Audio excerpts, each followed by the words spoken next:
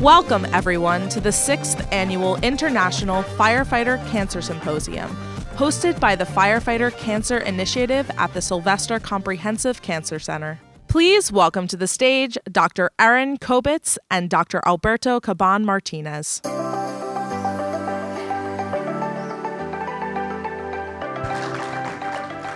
Good morning, everyone. It's so nice to see you here and online. Welcome to the University of Miami, the home of the Firefighter Cancer Initiative, which this June is 10 years strong.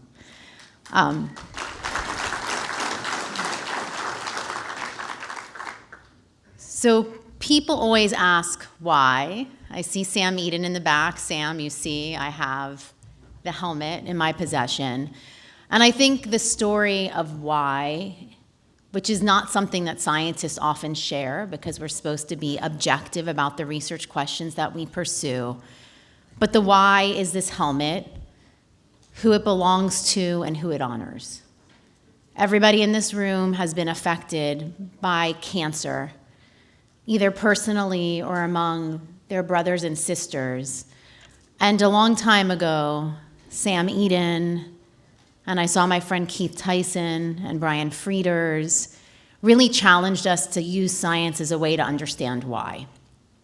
And you literally lit the fire within us, and we are in pursuit of that understanding now and until we derive an answer that gets us to no more firefighters developing and dying of cancer unnecessarily. Sylvester has, over time, largely due to the leadership of Alberto and Natasha Schaefer-Sali, who many of you know, and who I've been privileged to mentor over most of their careers, we become a nidus for generating really important information about what cancers are overrepresented in the fire service, the risks that drive that burden, identifying exposures that are amenable to intervention. And that's because of all of you. We don't do this research alone. I really think the Firefighter Cancer Initiative is one of the best examples of citizen science, where we work along firefighters who are experiencing the risks in their everyday job and informing what questions we ask so that they are meaningful and can really translate to necessary change. I want to tell a story because I've been thinking about this since yesterday. We had our scientific advisory board meeting, and somebody was saying, well, what do you do for people who are navigating cancer, even if they don't live in Florida? How far is your reach?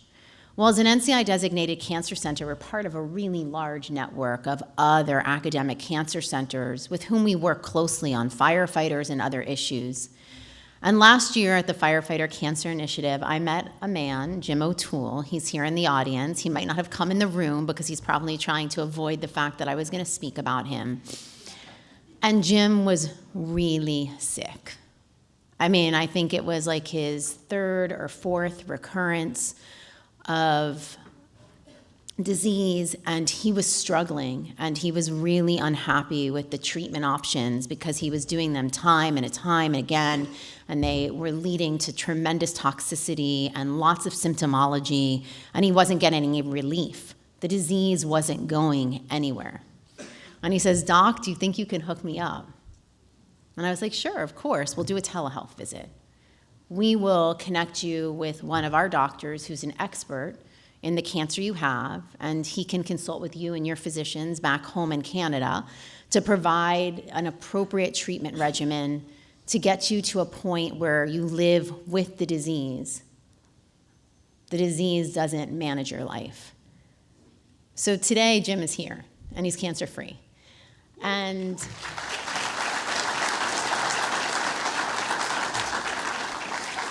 And he looks really good. And he's actually sitting next to my family member, David Perez. We are actually family. And who also is a Sylvester patient, I think 2 times for 2 different malignancies. Anyway, he's also a rock star. So I want you to know, beyond the science that we do and beyond talking about data, we are also here to help navigate any of you as you need it, to the best cancer care in the world, and to provide you access to clinical research and other studies that really changes lives. Because that's actually why we're here, because research cures cancer. And we do research with and for all of you. So thank you. I look forward to connecting with you. This is like a big party for me. I am in the room of my most favorite people. And with that, I'm going to turn it over to Alberto, who's probably like ready to get the hook and get me off the stage.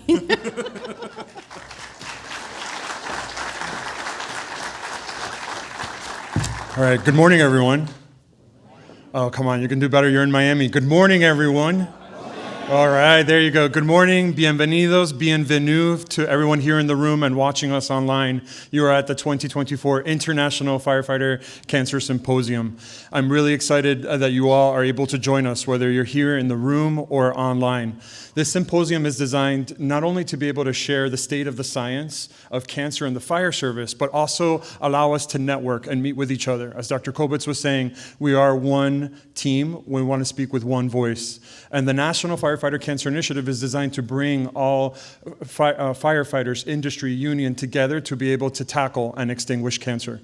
We have an incredibly exciting program for you across these 2 days. We're going to start today with an international perspective to learn a little bit about what's going on with cancer in the fire service around the world, and then we'll pivot and start talking about domestic priorities for the fire service.